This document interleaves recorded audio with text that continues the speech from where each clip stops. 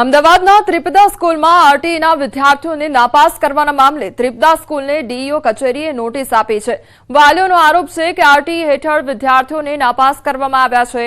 વાલીઓના આરોપ બાદ નોટિસ આપવામાં આવી છે। ત્રિપદા સ્કૂલના ધોરણ 5 અને 8ના વિદ્યાર્થીઓને નાપાસ કરવામાં આવ્યા છે।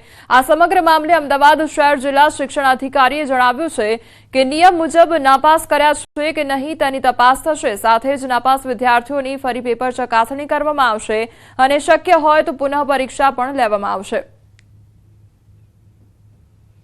આરટીઈના વાલીઓની જે પ્રકારની રજૂઆત હતી તેને ધ્યાને લઈ કદાચ આવું ન બન્યું હોય કે એમની સાથે આ પ્રકારે કોઈ ભેદભાવ કરવામાં આવ્યો હોય, વાલીના દ્વારા કહેવામાં આવ્યું હતું કે અમે આરટીઈના વિદ્યાર્થી છીએ એટલા માટે આવું કરવામાં આવે છે, તો એના માટે શિક્ષણ નિરીક્ષકને અમે તપાસના આદેશ આપ્યા છે। શનિવાર સુધી આ સમગ્ર રીતે તપાસ કરવી, ઉત્તરવયની પુનઃ ચકાસણી કરવી, ઉત્તરવયની પુનઃ ચકાસણી કરાવડાવવી અને વાલીઓને રૂબરૂ ઉત્તરવય બતાવવી, આ ત્રણેય પ્રકારે, જેથી કરીને વાલીને પૂર્ણ પ્રકારે એવું લાગે કે ના અમારી સાથે જે કંઈ પ્રકારે થયું છે એ પ્રોપર રીતે થયું છે, અથવા આ બાબતે રિટેસ્ટ લઈને, જે રિટેસ્ટની જોગવાઈઓને આધારે રિટેસ્ટ લઈને પણ ફરીથી બાળકો એમનું પોતાનું પરફોર્મન્સ ફરીથી આપી શકે તેવા પ્રકારના જે છે એ પ્રયાસો કરવામાં આવશે।